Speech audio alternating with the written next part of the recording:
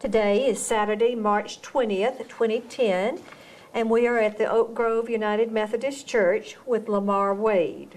He is a lifelong member of this church and this was my church when I was growing up. Lamar, start out by telling us about your growing up in this neighborhood. I've never been out of this neighborhood much. I was saying a while ago, within 5-mile radius of the church has always been my home one way or another. I've been out different ways, but this has been home here. And I plan for it to remain home. Yes. And what else? What about your family as you were growing up? My family. My father was a renter, not a sharecropper, but a renter. And for a number of years, he rented various farms and raised cotton. And of course, we always raised our food, or they did. I ate it. But it was a very simple life. And of course, I was born in 22, so that means it goes back to the real simple times. Things were, well, we were poor. We didn't know we were poor, but we were, because everybody else was, so it didn't make any difference. We moved from place to place, but like I say, we were never out of this general area either.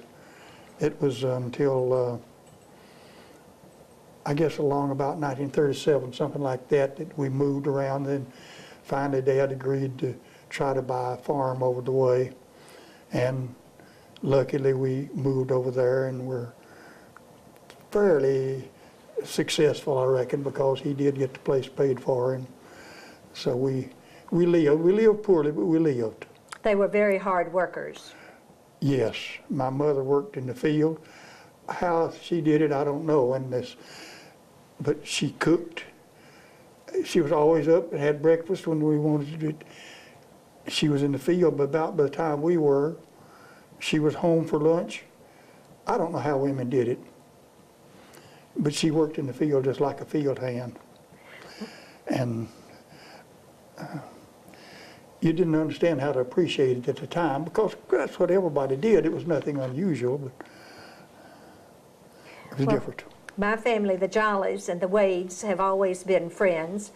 And I can remember growing up in this church, the Oak Grove Church, which the outside of the original church is behind us. It was a rock church built after the tornado that destroyed the original wooden church. And I also remember that your parents had an acre of land that they designated for a particular purpose. Do you remember that? I just about as soon not to remember it.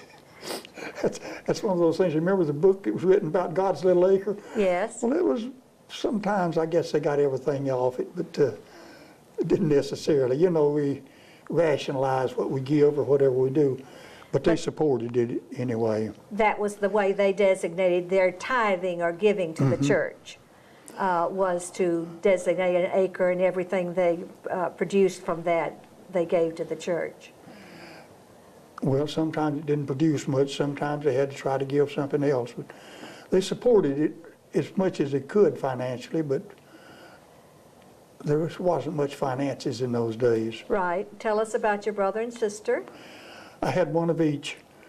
I was the oldest of the siblings and should have been the one to die first, but both of them are dead now. My brother was some 6 years younger than I, so I really can't say I had a brother. It was, but it was not quite the same as kids growing up real close. My sister was 10 years younger, so I just didn't really have a sister. But we got along all right as siblings. Until they died, actually. We were still fairly close. Where did you go to school? Oh, I went to school everywhere. This nobody will believe. There was a elementary school at Ligon. You've heard of that probably. Yes. And if people don't know where Ligon is, it's a community on down the road. Anyway, I started school there.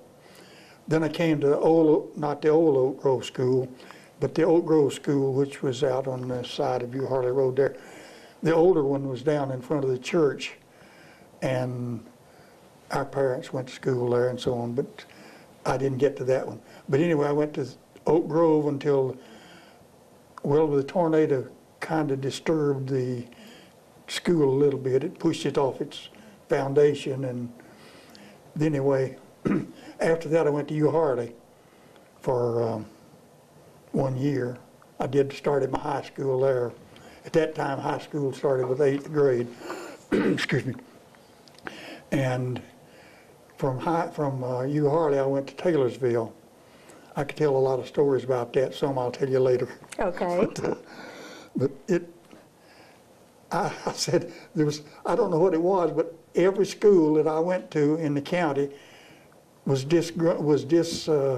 inherited or something along the way, and none of them are left. But You graduated at Taylorsville High School? yes, I did graduate there at too early an age. I was only 15 when I graduated, and I was not grown at that time. I was not, and of course, I think I maybe had the intelligence of a graduate, but you're mixed with different levels of people. It's surprising how much difference 2 years will make, but in children it makes an awfully lot of difference. And what did you do after high school? After high school, I said, well, I'll go back home and we'll farm. And then, for some reason or another, my parents, even though they were, I won't say they were uneducated, I'll say they didn't have as much scholastic stuff as a lot of people do. They were educated, and they figured that I needed to go to school, so they said, well, we'll see if we can get you in down at Berry, which, strangely enough, by pulling strings and so on, I did get to go to Berry. I graduated from there in '42, and that ended my formal education. Tell us about the Berry College of those times. Berry College at that time was very different. Miss Berry was still living. In fact, she died the year I graduated.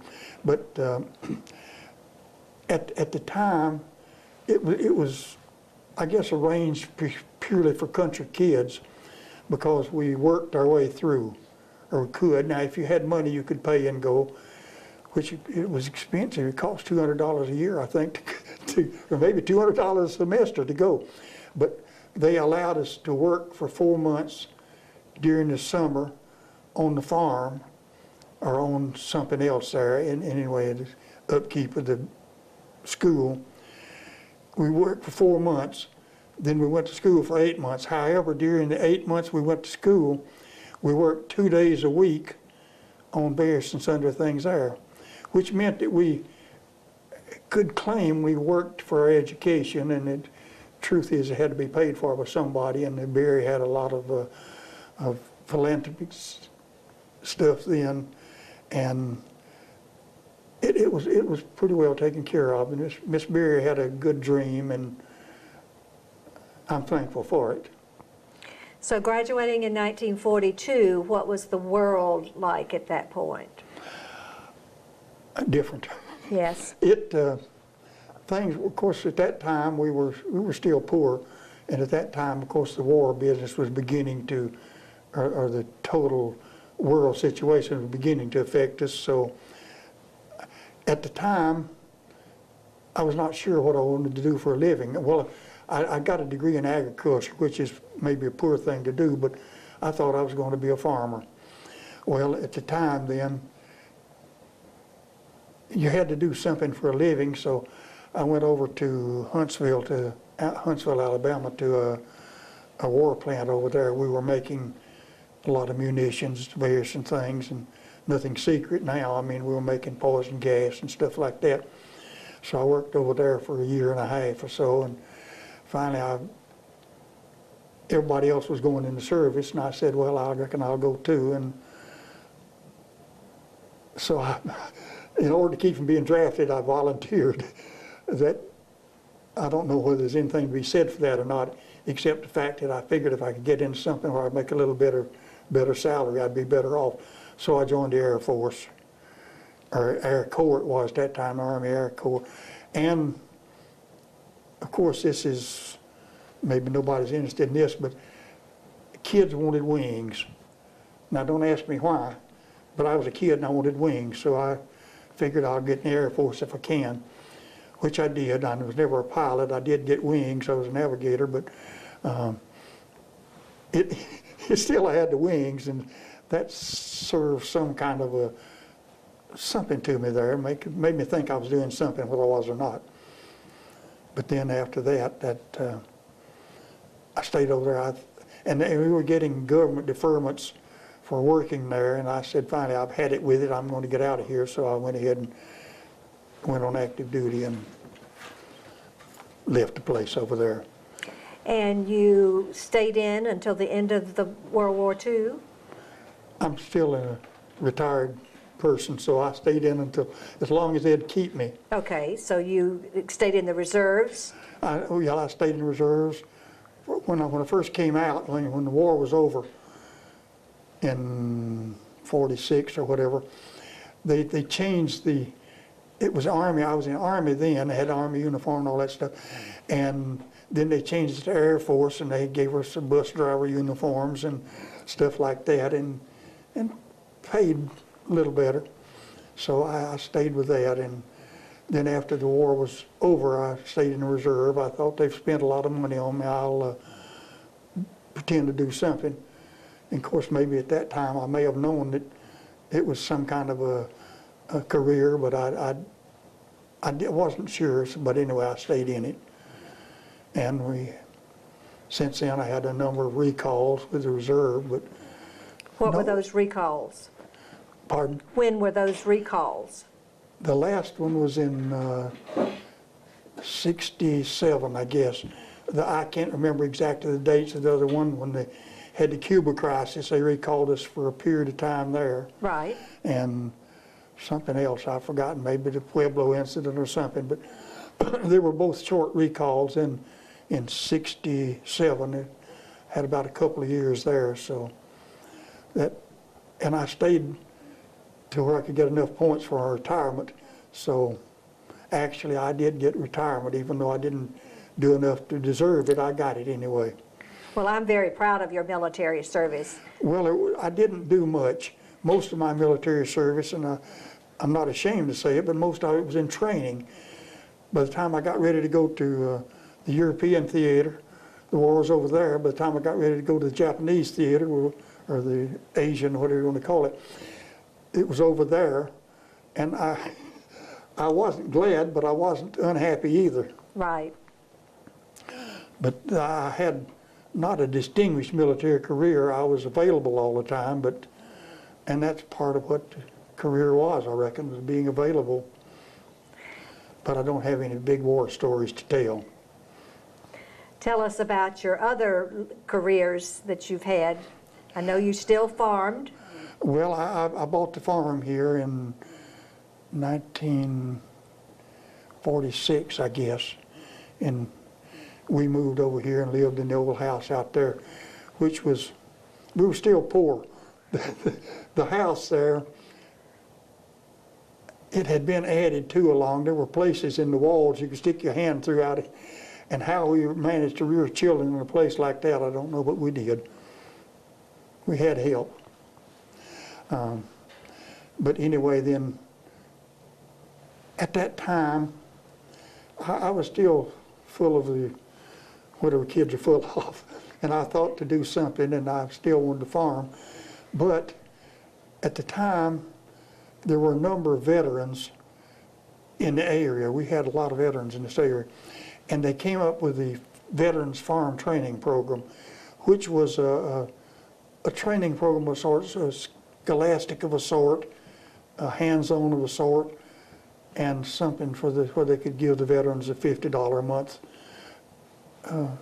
not pension, but anyway, something to kind of help out. So they had to have a teacher for a class. So they came to me and said, "We need a teacher. We want the class. We want it to get started." So I kind of agreed to it, since, well, like I say, I thought maybe I was supposed to do something, and I figured that would help some.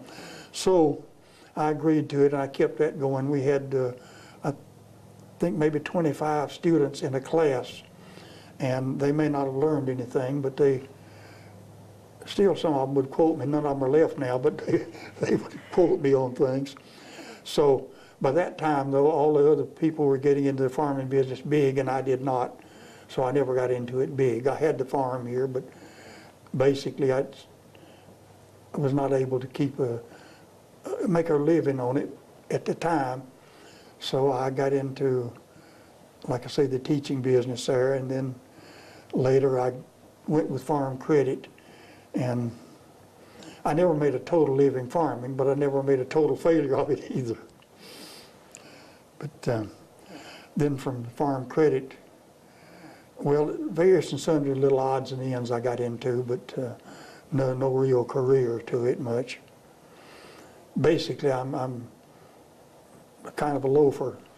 That's well, you can make a career of loafing, and you can do something along with your loafing. Well, I don't think anybody that knows you would describe you as a loafer. Who were your most important people in your life while you were growing up? Well, naturally, my parents, and I quoted to you about your mother teaching me in Sunday school.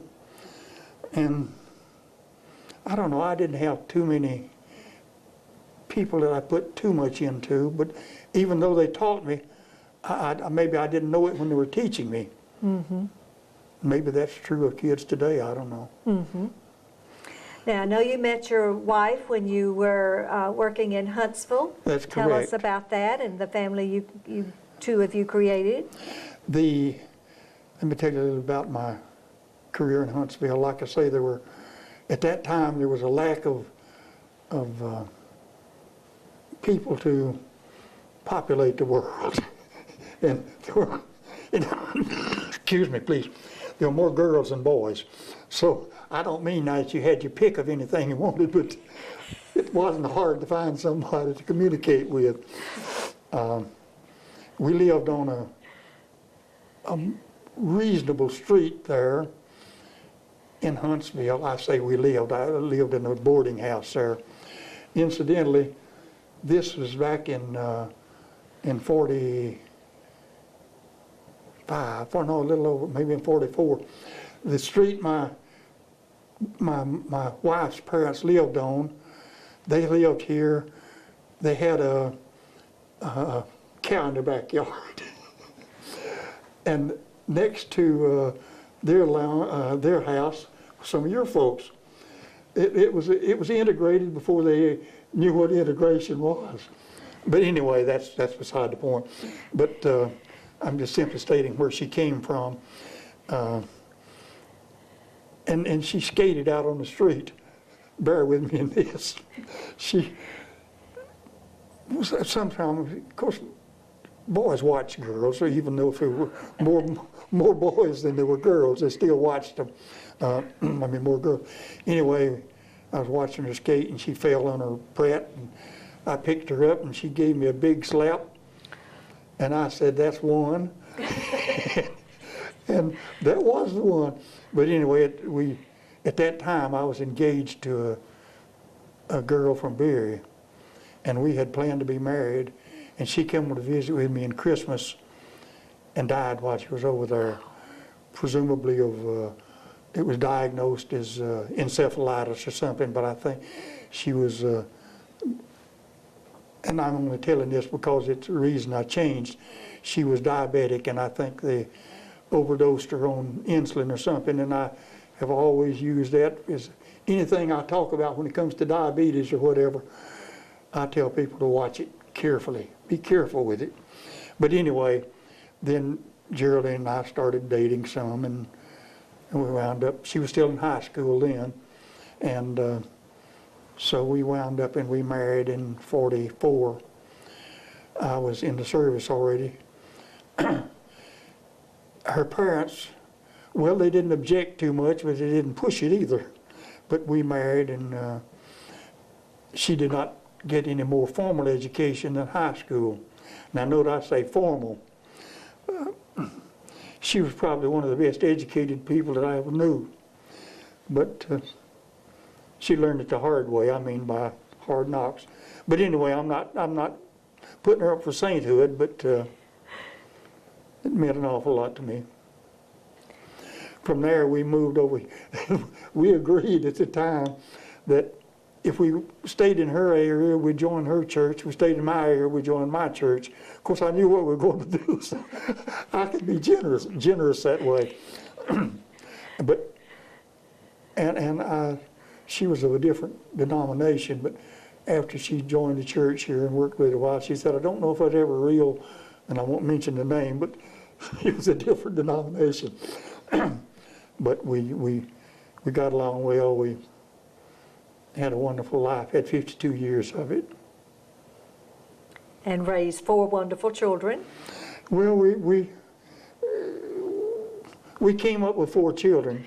The oldest one is dead now, the other one, which you saw a while ago. And they're all in their either 50s or 60s now, so, and they have maintained their family ties, and I'm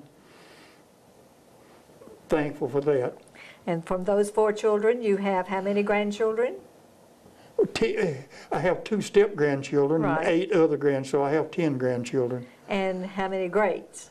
11 great. Okay. Any And great-greats yet? No, but I'm almost up to the point because my oldest great-grandchild is way up in college now, so.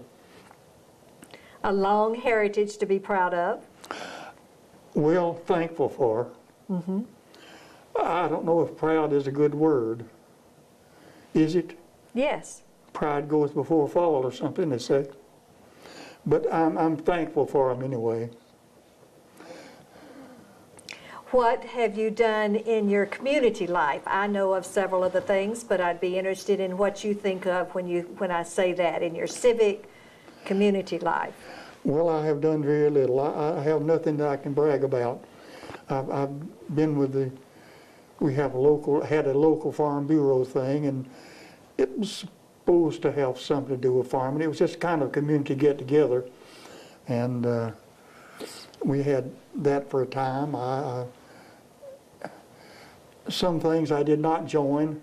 I had the chance to join some other clubs or whatever, and I said, if I can't do it some good, I won't join it. And if you've already spread yourself thinner than you should have, well, so I didn't get into too much.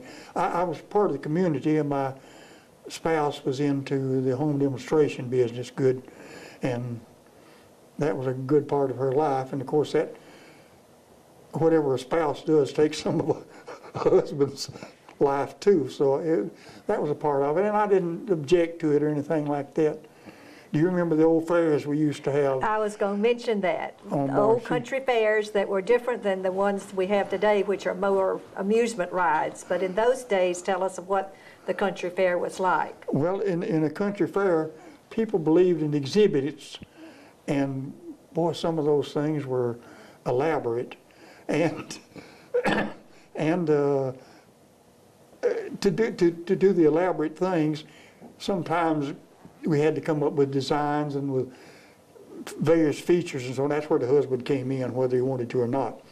But they always had stuff like the clothing that people made, the canning and all that stuff, the preserving.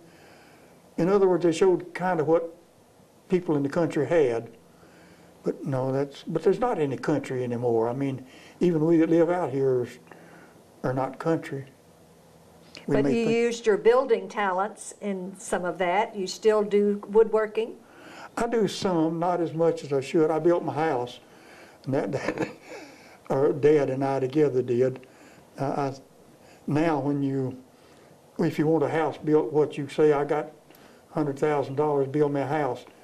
At that time, we couldn't borrow money much, even though it was a fair amount around. I went to one of the government agencies and borrowed $9,000. I owed $1,500 on the place. I had to drill a well. So you take $9,000 and you don't build a big house with it. But anyway, Dad and I nailed nails. I said there's enough nails in that house to populate the whole metal industry, I guess. But anyway, it stood, so. but that was the limit of my big building. But I still like to work in woodwork some. I do little trinkets and stuff like that, and some other shop work. I was interested in mechanics a good bit, and I said this is of little interest to anybody, but I knew a Model T Ford from one end to the other. I still believe I could put one together right now. I won't say in the dark, but almost. But I don't know if that's anything worth remembering or not, but I remember that thing. And I maintained all my equipment and so on, and it still irks me to have to carry a car to town for anything. I can't hack it. Well, tell us about your lifetime in this church, the Oak Grove Methodist Church. Well, I have been a member of it. Well, let me back up a little bit. Before this tornado, we had the old wooden church, and I came to church there. And I finally joined, must have been in about 33 or 4 or something like that. I've been a member about 75 years of it anyway. And out of 88, that's not too many lost. But it is, for a long time, for a long while, it did not change much. Your family and my family and more of your relatives were main part of the church. In fact, your great-grandfather gave the land for the church. Correct. And at that time, the deeds to the church said so far from the center of the church, the end of the church, and so on. And then it did not go to U Harley Road by any chance down there. So something struck me. I said that one of these days I'm going to die, and in my will, the place is going to have to be sold, I guess. So I said I'll give the church the land between the church and the road there. So, well, I didn't want them to sell it to somebody. It was a corner lot, and they'd sell it to somebody to put some kind of a place on, possibly. So anyway, I did give a little bit to the church that way. And it didn't affect me much. I said that it was given to me, so I give it back. But the church did not grow much or change much. It changed some along, but not a great deal. And then people, of course, your parents died, my parents died. I stayed with the church, and some people claim I had something to do with maintaining it, but whether that's true or not, I wouldn't say that I was too much of a church person. But it kept going, and then later, when it came along, we decided that we didn't have quite enough room for things, so we built this room that we're in here now. We added that on, and of course you can see back there the end of the old church. Right. Incidentally, the old church was, the Baptist church down the way had a benefactor who paid for the church, paid for the cemetery, and so on, so on, so on. So then, for this thing, we didn't have any money. We couldn't get any money. And people picked up rocks out of fields. There's rocks that people have hoed over and cussed over and stubbed their toes on and all that thing. But the community built it. Not just the Methodists, but the community. And I don't know, we just figured it should be kind of contingent, so we added a little bit onto it, and then later they added some more. But it has grown some. It has not. And the truth is that a lot of the people that are in this church believe in small churches. And I do definitely, because I don't know, I think religion is not necessarily just going in hearing the preacher. So we've maintained, I think, a fair church. So just to go back a little bit in the history, this church was established, and it was a wooden church to begin with. And then in 1932, a tornado came through the area and destroyed the church. Right. Incidentally, this is not maybe much thing, but there used to be a school building down at the foot of the hill there. It was the old Oak Grove School. At that time, the Methodist Church started having the whatever you want to call the people that went around, whether you call them preachers or whatever. Anyway, Sam Jones preached down there. And that's not generally known, but maybe nobody cares. But the fact is that he was on the Rockmart circuit, not Rockmart, but whatever little town is there next to Rockmart. Van Wert. Van Wert. He was on the Van Wert circuit, and it must have been a long way to come over here on a mule or a buggy or however he came. But anyway, he came and preached down there some. Sam Jones, that became the world-renowned evangelist. Well, I didn't know you had to say anything about it, except you say Sam Jones, and that A lot of people don't know that, though. Well, I guess that's true. Well, you know, if you're old, you tend to think everybody knows everything, but then you forget that they don't. But anyway, that was... So he did preach in the... He did preach some down there. Now, I don't know how much, because I was not here then, but No. that has to come from Dad and Frank. They Yes. went to school down there, so they know about the thing there. Yes. And so this church was built. I understand that there was one man who could pretty much look at a rock and figure out where it would go. But that was the Well, only person that was hired to build the church. Bear with me in this. He was of your race.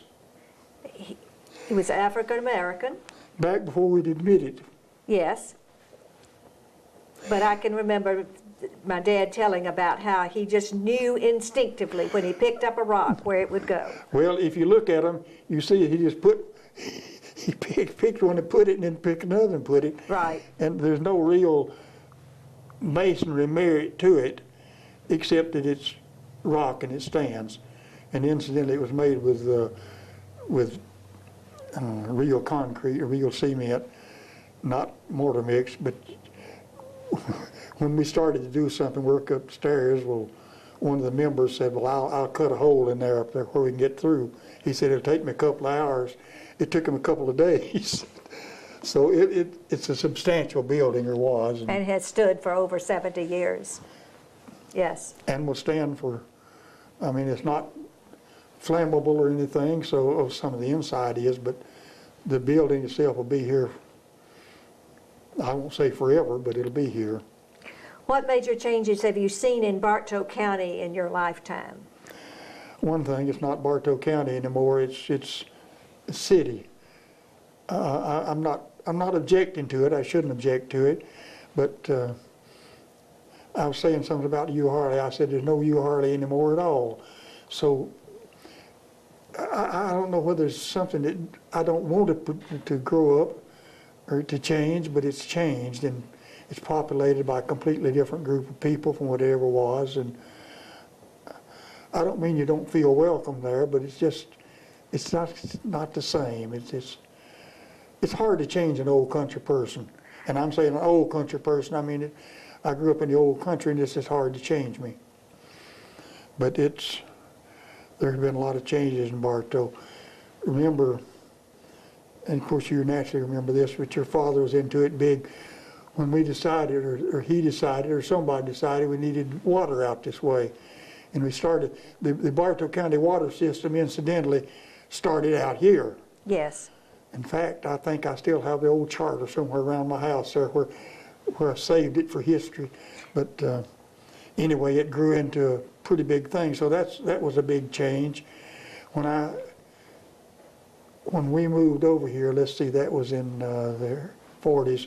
In 1939 was when we first got electricity out here, and it was a little later. Some part over where I lived over there was a little later then, and excuse me. And people on the idea that electricity was coming, they went out and bought televisions, just had to sit on the table there and look at, not turn on, but just to look at it.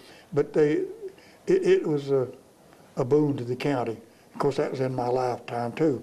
And you worked hard on that committee of the U Harley Farm Bureau that began the water system. Well, I was with it some. I can't say I did much, but I was a part of it. My name's in it anyway. Yes. So we thought that was a pretty big thing. Other than that, I haven't got into any big improvements or anything. But it's what was the story like? Topsy just grew. Well, this place that U Harley just grew. So it's different now. Of what in your lifetime are you most proud? My family.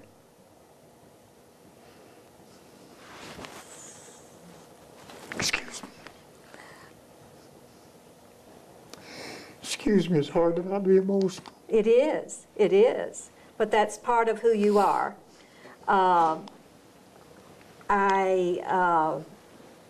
You've known me since I was born, and that's kind of a special relationship that you and I have always had. Well, we've been friends, yeah. Yes, yes. I mean, there's friends and there's friends. What else would you like for us to know about you? Probably the less you know, the better off you are.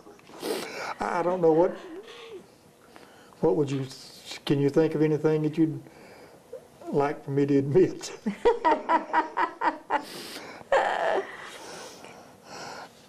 Really, my life story is just a common, simple, plain old country person.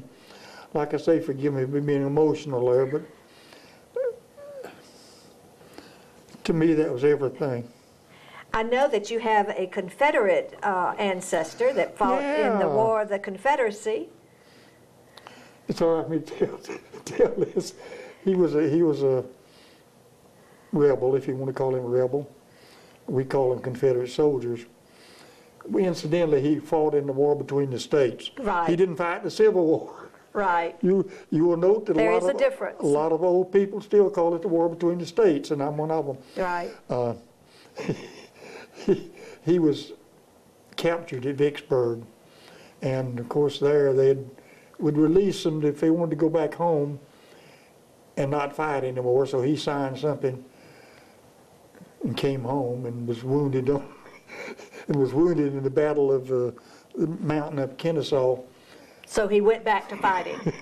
I didn't say that, but he was wounded. He had a discharge for being wounded. I thought maybe I better go see if I can get him Purple Heart, but I decided they probably wouldn't get into that. But he was a poor fellow too.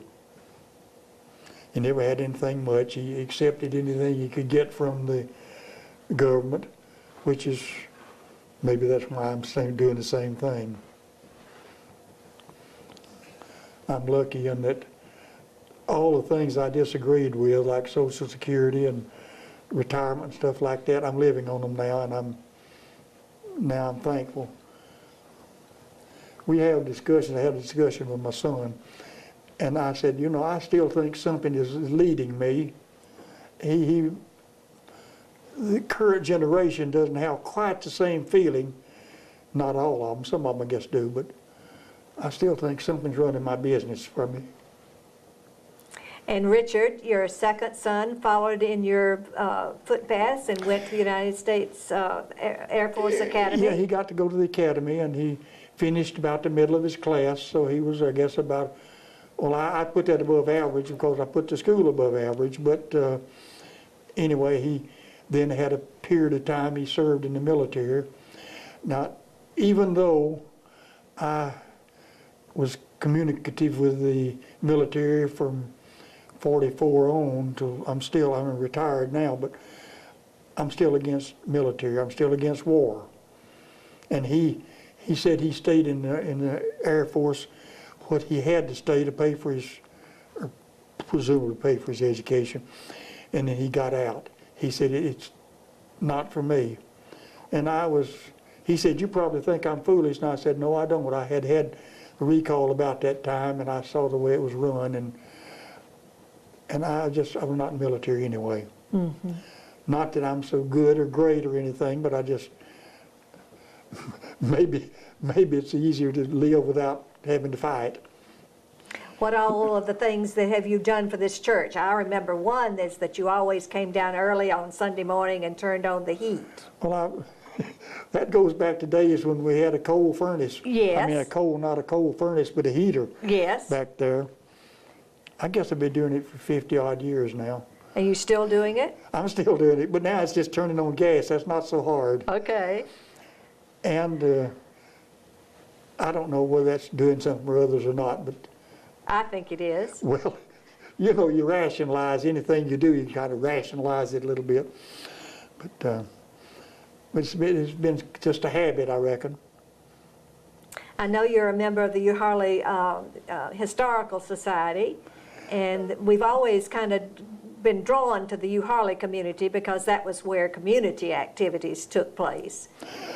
Well, of course, Ms. Taff was responsible for all that, I reckon, and of course she's gone now, and you can say what you want to about her, but she did get something started there. Yes. And I finally joined it.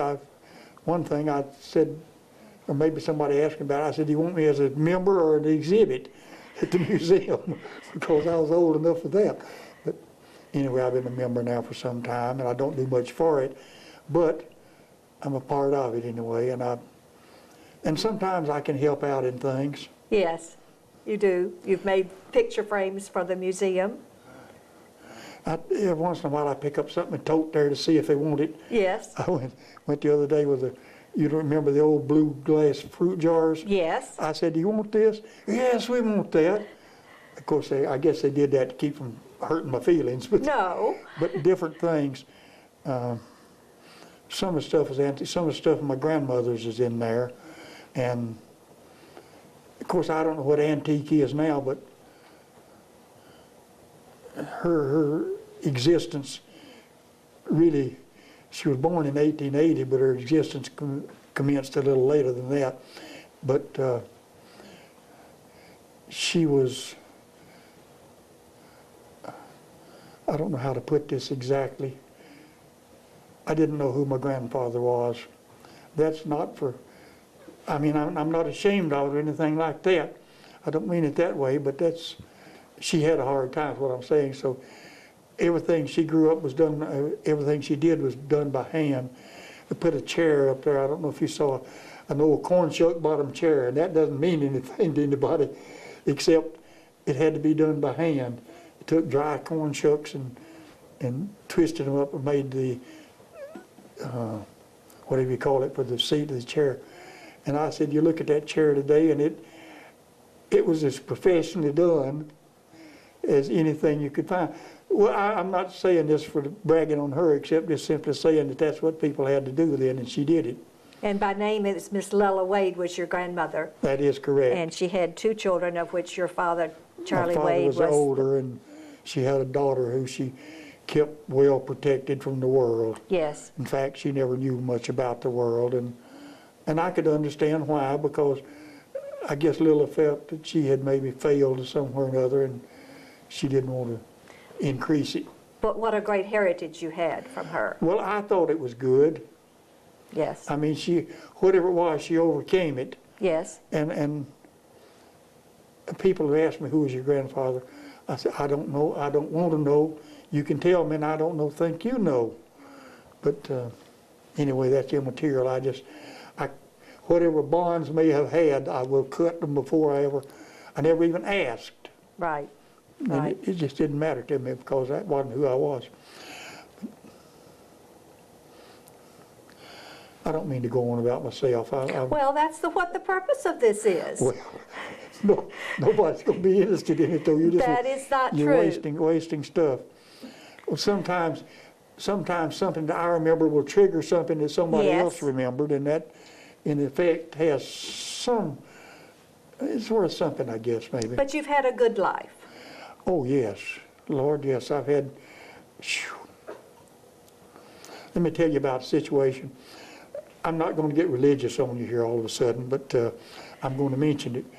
Back several years ago, I decided country man has to have gourds for birds to come and build a nest in. So I had some up on a pole, and I decided those things have to be cleaned out. So I had an old, not a grain elevator, but an elevator type thing that I could climb and get way up high on.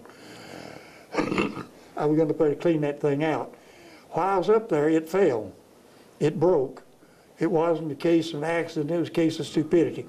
But anyway, it fell, and I fell with it. And I said, if you if you don't know how far you can fall, and say, Lord, have mercy, and mean it. And him answer, it's 15 feet. But I don't know, somehow or another at that time, I decided something was looking after me. Yes. Shut up, Lamar.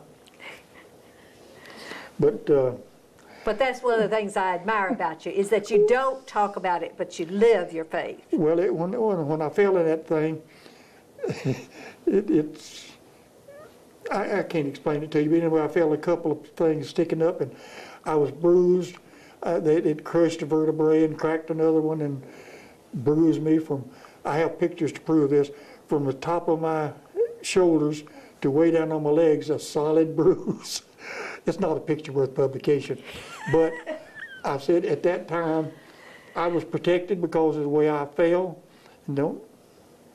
It came back, the doctor said, you just as good as you ever were. And it's true, I've never had any back trouble at all.